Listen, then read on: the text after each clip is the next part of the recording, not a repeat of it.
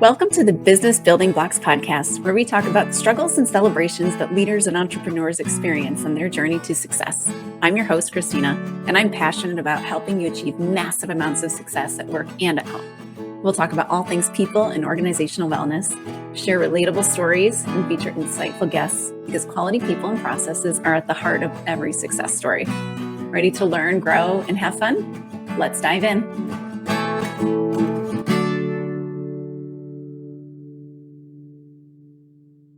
Hello and welcome to the Business Building Blocks podcast. I'm your host, Kristina Schmidt. Today, we're going to talk about something that people are always asking about. How do I motivate my team? So this is, in theory, you think, oh, should be easy. I just say, hey, go team, let's go, and we're good. But the reality is we're very complex beings, and to find ways to motivate even ourselves, let alone our team members who we can't get inside their brains, can be tough. But it's simpler if we try these things. So I'm going to help you out with some of that today. So I want to talk first about what we tend to think motivation is. So most of us will start thinking about like the carrot or the stick sort of thing. So, right? So we're going to dangle a carrot like a reward in front of you, or we're going to say, hey, that wasn't right. And we're going to hit you with the stick, the proverbial stick. So those are ways to motivate. But the problem is that eventually, if it's the same carrot that's hanging out or just maybe a different carrot, different flavor, different day, eventually it loses its luster or it becomes an expectation. So now you expect it to be there no matter what. So very simplistic example, when I first moved to the plant that I was at in Canada, I copied something that we did in the summer months because it was very hot. And I said, oh, let's have some freezies available because they're nice, they're a treat. And people were super pumped about it at the beginning. So I wasn't trying to motivate anybody. I was just trying to say, hey, we know it's hot out there. Cool down, have some sugary water because, it's good. And so it was like everybody really liked it at first, but then it randomly got hot like in April and people were complaining one time that they weren't there because that became an expectation. And you know what? Our bad for not checking the weather and not having that in place already, because obviously we weren't thinking about that part of the system yet. But it became an expectation. So it wasn't a motivator anymore. It now became almost a demotivator because that expectation and that need or that perceived need did not get met. All right. So it's a little, can't think of the words today, but little tickler about what's coming. The other side of that, the stick, right? So if you're constantly just being reprimanded or getting punished or something removed from you for not doing something right or not doing it, now you're not going to do any extra. So it becomes demotivating in that it doesn't push anymore. It just pushes you not to try harder. And that is because we don't want to get reprimanded. So I'm going to do exactly what you tell me to do and no more. I might do a little less if you don't come after me about it, but it's not effective in the long term. So I want to talk a bit about that as well. So when we're talking about types of motivation, sometimes we do just need a spurt of motivation. And so that's where these things will come in handy when you're saying, okay, we have something, it is different, it's out of the ordinary, it's out of the norm, and we need to motivate people to do this little extra thing this one time. Now that it can be effective because it's a short-term motivation. But when we really think about our teams, we need to think about long-term motivation because it's not a sprint. It's a marathon, not a sprint, as we used to say in college all the time. And it is a marathon, right? We need to be motivated every single day when we come to work, 5 days a week or whatever our work schedule might be. But we need to show up motivated to do our jobs, motivated to take on a problem that may not be our problem, but it's the team's problem. So we have to be motivated to do something with it. So that's where it becomes important to have a longer, steady state motivation. And that's when we start talking about the different types of internal motivation versus external motivation, or intrinsic motivation versus extrinsic motivation. So our carrots and our sticks are extrinsic, and that's because it is the reward is coming from outside, or the consequence is coming from outside. Now, I had somebody in a program with me one time. They're like, whether it's intrinsic or extrinsic, it's all still reward, carrot, or stick. And it's like, you're right. You are not wrong, because we do things based on what we think the consequences are going to be. So there's this ABC model that I learned many, many moons ago. So it's antecedent. So you set an expectation, right? You have a behavior, and then there's a consequence. Okay. And the consequence can be good or bad. So the problem is like a lot of times leaders will observe a behavior and then we'll come back, oh, let's remember the expectation is this. Remember, we have to do this. And then they still see the same behavior, but there's no consequence. So if there's no consequence to a bad behavior, you can say the antecedent or the expectation all day long, but you're still not going to get a consequence to it, and you're still not going to change the behavior. But if you have set the expectation, you have a behavior, then there's a consequence, good or bad. Say, hey, that was awesome. I love how you did this, that, and the other thing. Or, hey, that wasn't right. Remember, the expectation is this. Make sure you do it this way the next time. Okay. Now you have a consequence, so people will change their behavior. So it's still like this with motivation when we're talking about how to motivate our team, because that is effectively how we motivate the team. But the problem with this extrinsic level of that is that it's now dependent on other people, and it can very easily become that demotivator because we're not inside their brain, and that reward or that consequence isn't going to hit the same way, or it's going to lose its luster because now it's a reward or a consequence. So when we're talking about intrinsic motivation, this is what we want. This is that thing, that internal need that needs to be met, because that is how people are motivated. It's by meeting needs. So how do we understand the needs of our team? I'm coming to that, so just wait. But when we're talking about motivation, we need to start looking at the overall person that we're looking at. And we need to understand that it's not, hey, we want them to do this, therefore they must do this, or we must do this before or after to get them motivated. It is not that simple. We are very complex beings who need different types of motivation based on the day, based on the time. And this is why we need it to come from inside. So we need to understand the needs of our people. We need to make sure they're being met on a regular basis. And we need to make sure that we're saying, hey, great job. And we are acknowledging the fact that their needs are being met, they're being motivated, and they're being taken care of. So I want to talk about needs, because a lot of people, they think, they're like, why do I have to meet their needs? I'm giving them a paycheck. I tell them what to do. I can say good job, or I can say not good job. What is this needs thing? Why is everybody so needy? The thing is needs are not needy. Needs are just things that we need. We need water. We need light. We need social interaction sometimes, some of us more than others. So different people are going to have different needs based on how they're made up.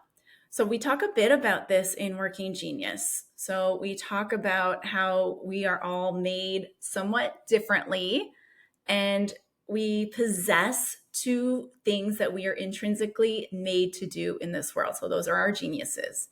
And we also don't possess two other ones that might bring us a lot of frustration. So in terms of needs being met, if we have, say, like I do, the need or the geniuses of enablement and discernment, then I'm going to need to want to help people, and I'm going to need to want to use my gut. But the other part of that is around those those geniuses we have these things that we crave, and those are part of those needs. And so I want to say it this way, as a crave, not a need, because sometimes people think needy. But let's think about a craving. Let's think about when you crave chocolate. Do you need an entire chocolate cake? Or would just that taste of chocolate just satiate you over? I'm not talking about gluttony, right? Like sometimes we want the whole cake, but maybe just like a glass of chocolate milk or that little piece of chocolate candy would just satiate that sweet tooth enough that, hey, I'm good. I'm not constantly just thinking about chocolate. But if I try to ignore that little craving and just say, I don't need it, I don't need it, I don't need it, I might eat everything else under the sun trying to meet that need. And then I become needy, right? So when we don't meet the cravings of our team or those needs, those innate needs that they're going to have, when we don't meet them, now that person becomes needy. Think about the members of your team. Do you have somebody who every time you come to talk to them, it now becomes a 30-minute, like, just talk about anything and everything except work? Yeah, I bet you do. I have to say that I think I was one of those people to my boss at some point in time, because I had a need for some social interactions that weren't being met. And that wasn't his job to do, but maybe he should have said, hey, you know what, you're like, he could have given me some feedback on that probably. But at the same time, some of that relationship building, some of the time on a regular basis, would actually given me enough of it and help the creativity that we had in creating our systems and creating, new projects that we were working on. And in fact, it did help when we were able to kind of brainstorm and have that kind of connection of socialization, but making sure that needs are met on a regular basis so that it doesn't become this overly needy thing. So when we're talking about needs of people, so when we meet the needs, what we don't want to do is ignore those needs, because as I said, with a craving, if you don't meet the craving, now you want everything else. So we have a very simple thing that we talk about in a couple of our training programs, and it's about filling the bucket. All right. So let's imagine you have a bucket and it is filled with, when I do it, I put Legos in it because I have an abundance of Lego in my home. So it's filled with your Lego. Okay. So you have a bucket full of Lego and somebody asked you for a piece of Lego. You're like, yeah, sure. I can give you a piece of Lego. I got a whole bunch. And, I know I'm going to get a little bit more in a bit. So yeah, I can give you a couple. Do you need a couple? Okay, that's cool. And that's what we want, right? We want our team members to be able to say, hey, yeah, I can give you a little bit of my time. I'm not going to get more time, obviously, or I can give you a little bit of my effort because I know someone else is going to support me in a little bit, or I know that need is going to be met. I know that I'm going to get my needs met. So therefore, I don't mind sharing because my bucket is full. Now let's take it the other way. Let's say I have one piece of Lego in my bucket. It's pretty empty. I have no idea when I'm going to get more. I'm going to need more. I'm going to have to go dig some up, or dig through the trash. Maybe somebody threw some away, or that bottom of the drawer. I know sometimes they spill. So I'm going to dig through those drawers and I'm going to try to find them. But now you come and ask for my Lego. I don't think I can spare that Lego. I don't really want to. My bucket is so empty. Can you see that? So now we're not able to help. Now we're not able to give that extra motivation, right? So this is where the motivation thing comes in. When we don't keep the buckets, our proverbial buckets, full, which means when we don't meet the needs of our team members, or our needs as a leader are not being met, it's hard to give. And it's not like giving Lego, it's giving of our effort, our time, our motivation. Hey, you've only got 8 hours in a day. How much more effort can you give towards these special projects, emergencies that come up, or needs of my team? How many more things can I give you? And my bucket is drained. I have no energy. I'm going to go home and just go flop on the couch, and my kids are going to be like, why aren't you talking to me? Right? So there's consequences to not having our needs met or keeping our buckets full. Big consequences. So let's talk reality. How do we understand how to keep our team members' buckets full? How do we understand how to keep our own buckets full? So the first step I want you to do is I want you to understand your bucket filling needs. So take some time, reflect. If you're not driving right now or you have a minute, you're not actually doing anything, close your eyes and think about a time when you were super motivated. You actually had a sustained level of energy to complete a project or to work on a certain task or to just carry you through like this whole week.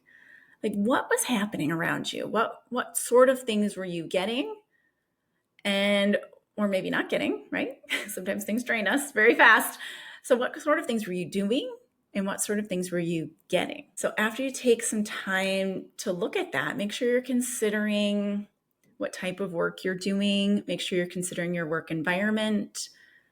You might consider, what's been going on around. Was there something at home? Was there a really cool thing that was happening or a really exciting thing or a very prominent deadline or just something in there? So something in there was working. Now I want you to reflect the other side. I want you to think of a time when you struggled to start. When you started, it was like, oh, I can't do anything right now. And I want you to take those same considerations. What was happening around that time frame? What was happening, in your personal life? What was happening at work? Was there a deadline that you didn't like? Was there a project you didn't like? What type of work you were doing? How was your team being? What stresses were there? Okay, so take some of that reflection time and, journal about it, pray about it, do what works for you, and then start to notice it even just throughout your day. Like, what sort of things are you excited to do versus what things do you just avoid and you not want to start? And start to consider what types of things those are. So to get very practical, if you know your working genius, that's a good indicator. So that is one great way to do it. After reflection, so you can reflect, you can do your working genius. And a third thing is something called a motivation code. Now, this is something that's new to me. I did it a few months back and it was eye-opening. So I almost see it like I love working genius because it is so simple and it is easy to do and it's easy to see and it's easy to implement. But now when you want to go one step deeper to really fully understand your motivators, then it's like, oh, I now get what this is all about. So it gives you just one more level of clarity. Definitely not as simple, not as easy, but it is there is like, oh, okay. So I wonder if you can guess it, but I know there's a lot of motivators that are in there, but my number one motivator is evoke recognition. So in some ways, it makes sense why I absolutely love doing podcasts and why I like speaking and why I really enjoy doing training sessions because I can see people's responses. I can't see people's responses in podcasting, but I like them anyway. I'm sharing this message, which is one of my other ones. So sharing the vision is also another one that is motivators. So when I get to share these things with people, it makes me innately happy. So that I believe is like my enablement showing up in that way. So it's like, it's another level that shows me to be very motivated and it helps me. So I can use that to motivate myself and to better understand myself. And when I look at team members, I can use that to help understand them. So doing it for yourself first is key because as the leader, you're leading by example, but you need to understand what motivates you so you can stay motivated, but B, so that you can understand the complexities that come around motivation. Right? It's not so simple as just saying, okay, what do you need? No one's going to know that, right? I don't know that for myself all the time. But when I can take a moment, quickly assess, okay, well, clearly this is not a very motivating task, so I'm going to try to do it in spurts, or I like recognition, so I'm going to see if I can tell someone about it when I'm done, or something along those lines, like putting it out there in a way that can motivate you. So when you start to understand what works for you, you can help your team better. And you can also develop some empathy because you understand when it's hard to find that motivation thing, because inevitably we're going to have to work in our demotivators, and we're going to have to do things around that, and it's going to drain us. So we have to learn to work with that as well. The key is we don't want to spend all of our time in our demotivators or our frustrations. So if you want to learn more about M Code, I will stick a link back there for a wonderful coach, or down in the show notes for an amazing coach, Laura Rowland, and you can reach out to her to get that. I don't sell it. I don't do it. I probably never will, because it's it's very complicated, but it is amazing. So it's a great tool. So tying that in with your working genius is beautiful.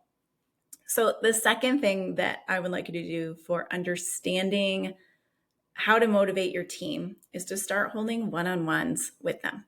So when I say one-on-ones, I don't mean, oh, hey, how's it going? Yeah, yep, as you swing by the water cooler, or, grab your lunches out of the fridge or whatever it is. That's not a one-on-one. So I get told a lot from clients, they're like, I talk one-on-one with these guys all the time. We're always on the phone. We're talking about this thing, that thing, the other thing, and we get into a couple of other topics. And it's like, that's great. But remember, with the Lego situation, if your bucket's kind of empty and you don't know when you're going to get another one, or say you've been giving a lot of Lego out, you're not sure when you're going to get another piece or another onslaught of pieces, it can get demotivating once you hit that halfway point, right? So it's important to have scheduled time that is pre-planned and is dedicated to kind of bucket filling activities, right? So it's really, what we're doing is we're checking in on those people. So an agenda for those would be, hey, how's it going? What's doing well today? What's going well for you today? Or what are you feeling good about? So great way to open it up, because now, they can talk about something positive. And sometimes people, especially early on, are going to gloss that over. Oh, everything's fine. Everything's great. So now you can ask them the other side of that is, well, what's not going well? And try to get them like, oh, you really want to know about these things, right? And so get them thinking. And then as they get used to it, they'll get used to the rhythm, and they'll understand that you're a safe space for them to come to when they're struggling. Or you're a safe space for them to come to when they're just really excited about something that might be trivial, but you know what? It's super exciting to them and they want to share it. Because maybe they're like me and have an evoked recognition and can't help themselves but try to tell people everything. So it's such a key piece to understanding and really getting to understand the needs of your team. And it's important to do it well. So I want to reiterate that the goal behind those things is not to talk about the task list that the person has. The goal is a check-in with that person. It's some one-on-one time that you're spending with that person to get to know them, to get to understand their needs so you can better motivate them. I'll give you another real world example. So think back in say high school or something, and you're hanging out with a bunch of friends, right? And maybe there's somebody you're kind of interested in, either, is becoming more friends or more than friends, right? So how do you get to know them better? You go spend time one-on-one and you go chat, or you go to dinner, or you do something outside the group. Because when you're in the group, you're in one mode. And when you're in one-on-one, you're in another mode. And it's just easier to converse. You're going to deepen that relationship more. So I always say, hey, it's like G-rated dating, right? So it is important in all relationship steps. And when you're trying to really understand how to fill your team's buckets, this is a great way. And it's also a great way to share with them and be vulnerable and have them understand, okay, this is what fills my bucket and this is what drains my bucket too. So it is a great time for that sharing and that relationship building, which is so key to having empathy and trust, which all leaders need to be able to build with their team to be successful and to motivate their team. So if you would like to learn more about motivation, how to keep the buckets filled of your team, how to better motivate them, reach out to me. Go check out my website. We've got some amazing programs. Thrive, which is a huge leadership program, it's a 6-month program where you're really going to see some huge transformational behavior changes in yourself and your team. So I've just had a program start. I'm starting today as far as recording. I believe this is going up tomorrow. So started yesterday. So if you jump on the bandwagon quickly, I might be able to squeeze you in. But if you're interested in bringing it into your team, which is really the way you're going to make a bigger impact, you're going to be able to get your whole team on board talking about bucket filling, talking about how to create safe spaces, talking about how do we look at problems in a real way that is really going to solve them. So if you really want to bring that in, if you want to make an impact on your culture and really on the results of your organization, bringing this in-house is the way to do it. So come in, do the 6-month program, or we have a shorter one, which is a 2-month, which is just based around difficult discussions, but we still talk about buckets. Get those into your business, because that's how you're going to see real change. When you start leading a certain way and your team is seeing you lead that way, and then they understand what it is you're doing so they can lead their teams that way, that is the impact that you're going to make. And it can carry over into home life. It carries over even into customer service and sales, because it's all relationship building, right? When we can understand what our customers' buckets need to be full, hey, they're going to be happier with us too. So if you're interested in any of that, hop on over to my website, KristinaSchmidt.ca. If you want to look at Thrive a little bit more in detail, it's /Thrive. If you just want to set up a meeting with me and let's have a chat, let's see where you and your team are and see what you need. It might just be, hey, let's do a Working Genius workshop because that's what makes sense. Or we can just talk through an issue and say, hey, yeah, you're on the right track. Let me know what help you need if you need anything. But just reach out. We'll have a quick chat and see how things are going. And again, if you liked this, share it with a friend. Share it because I really like to share the vision. Share it for me. But share it with a friend so that they can learn more about how to motivate their teams, their employees, and everybody can have their buckets full. So I will see you next time in the next episode of the Business Building Blocks podcast. Thank you for listening to the Business Building Blocks podcast, where we talk about all things people and organizational wellness, because quality people and processes are at the heart of every successful business. If you enjoyed today's episode, please be sure to hit the subscribe button so you know when new episodes are released. You can also follow me on Instagram at KristinaSchmidt.ca, where I share real-life tips to help in your leadership and life journey. To get one-on-one and team support with your leadership development, book a discovery call on my website at KristinaSchmidt.ca. Thanks again for listening, and we'll see you in the next episode.